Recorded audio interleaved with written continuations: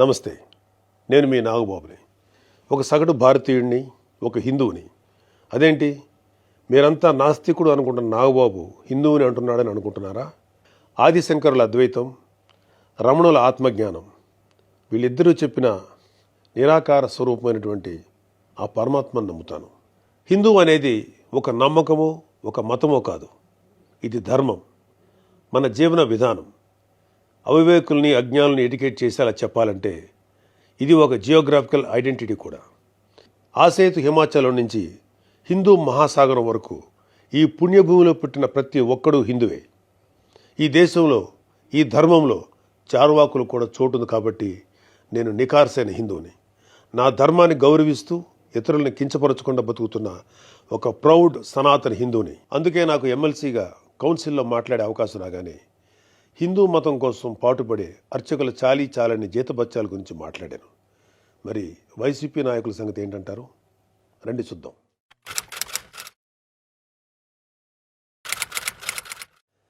September 6, 2020 Antarvedi Shri Lakshmi Narasimhaswamy వారి రథం దగ్ధమైన రోజు. రాష్ట్ర వ్యాప్తంగా ఉన్న హిందువులందరి మనోభావాలు దెబ్బతిన్న రోజు. అప్పటి వైసీపీ ప్రభుత్వం ప్రతిపక్షాల ఒత్తిడికి తలొగ్గి కేసుని సిబిఐకి అప్పచెప్తామని చెప్పింది. కట్ చేస్తే 2023లో ఒక హిందూ హక్కుల యాక్టివిస్టు ఆర్టీఐ వేశాడు. దానికి సిబిఐ ఏం సమాధానం చెప్పిందో తెలుసా? అసలు ఈ కేసు మేము టేకప్పే చేయలేదని చెప్పారు. మసిపూసి మారేడికాయ చేయడంలో ఎక్స్పర్ట్స్ అయినటువంటి ఒక్క వైసీపీ నాయకుడైనా దీని మీద మీడియాలో మళ్ళీ మాట్లాడడం చూసారా? అయినా వీళ్ళకి అవతల వాళ్ళ పర్సనల్ జీవితాల మీద ఉన్న ఇంట్రెస్ట్ మన హిందూ దేవాలయాల మీద ఎక్కడ ఉంటుంది?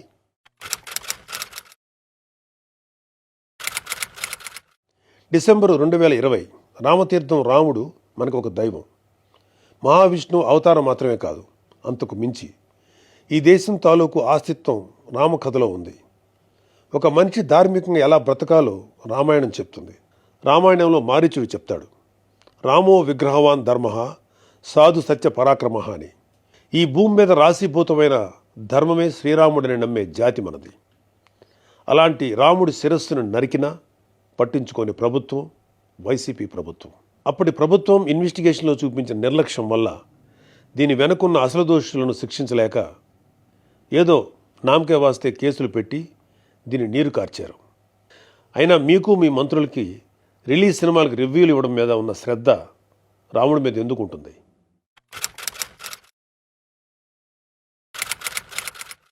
జనవరి 22, 2024 అయోధ్య రామమందిరం ఇనాగ్రేషన్ కొన్ని దశాబ్దాల సుదీర్ఘ న్యాయ పోరాటం తర్వాత, కొన్ని వందల మంది బలిదానాల తర్వాత హిందువులు కలల కన్నా రామమందిరం కల సాకారమైంది.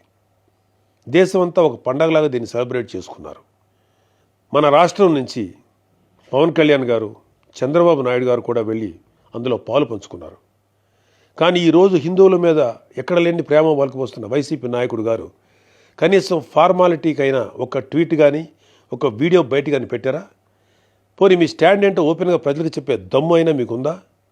మీకు వ్యతిరేకించే ధైర్యం లేదు. అలా అని అభినందించే సంస్కారం అంతకంటే లేదు. వెరసి మీ మనసులో హిందువుల మీద కుళ్ళు కుతంత్రాలు తప్ప ఇంకేమీ లేవు. టీటీడీ భక్తులకి భగవంతుడిని దూరం చేసిన వైసీపీ పూట గడవని పేదవాడి దగ్గర నుంచి వజ్రాల కిరీటాలు చేయించే కోటీశ్వర్ల వరకు అందరి కోరిక ఒకటే, ఆ కలియుగ దైవమైన వెంకటేశ్వర స్వామివారి దర్శనం ఏడాదికి ఒకసారైనా చేసుకోవాలని. ఒక సామాన్య భక్తుడు నెల డబ్బులు కూడబెట్టుకుని మరి ఆయన చూడడానికి కొండ మీదకి వెళ్తాడు. అలాంటి కొండ మీద అకామిడేషన్ ఛార్జీలు మీరు ఒక్కసారి ఎలా పెంచుతారు? నందకం, పాంచజన్యం, కౌస్తుభం, ఒకలామాత గెస్ట్ హౌసుల్లో 500కి దొరికే రూమ్ని 1000కి ఎలా పెంచారు? నారాయణగిరి గెస్ట్ హౌస్లో 1700 రూపాయలు చేశారు. ఇది సామాన్యుణ్ణి భగవంతుడికి దూరం చేసే ప్రయత్నం కదా?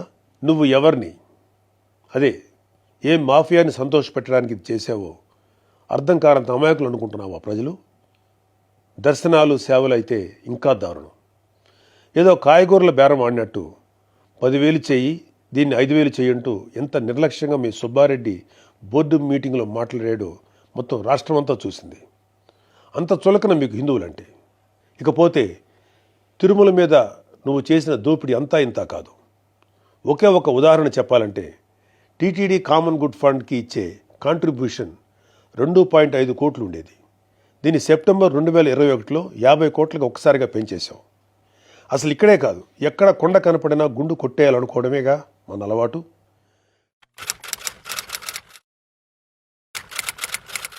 Declaration form. ప్రతి రిలీజియస్ ఇన్స్టిట్యూట్కి ఒక సాంప్రదాయం ఉంటుంది. దాన్ని గౌరవించడం మన ధర్మం. యుధా రాజా తదా ప్రజ అంటారు. నాయకులే రూల్స్ ఫాలో కాకపోతే ఇంకా ప్రజలు ఏం ఫాలో అవుతారు? అయినా బాధ్యత గురించి వైసీపీకి చెప్పడం చెవిటోడి చెవిలో శంఖం ఊదినట్టే. పవన్ కళ్యాణ్ గారు ఆయన కూతురు పొలినాని తిరుమల తీసుకువెళ్ళినప్పుడు ఆ అమ్మాయి మైనర్ అయినా కూడా ఒక గార్డియన్గా ఆ అమ్మాయి తరఫున డిక్లరేషన్ ఇచ్చారు. పవన్ కళ్యాణ్ గారి సతీమణి అన్నాగారు కూడా డిక్లరేషన్ ఇచ్చారు. ఇంత ఎందుకు, ఈ దేశ రాష్ట్రపతి అబ్దుల్ కలాం గారు కూడా తిరుమలలో డిక్లరేషన్ ఫామ్ పైన సంతకం చేసి అక్కడి నుంచి సాంప్రదాయాన్ని గౌరవించారు. నువ్వు కలాం గారి కన్నా గొప్పోడివా?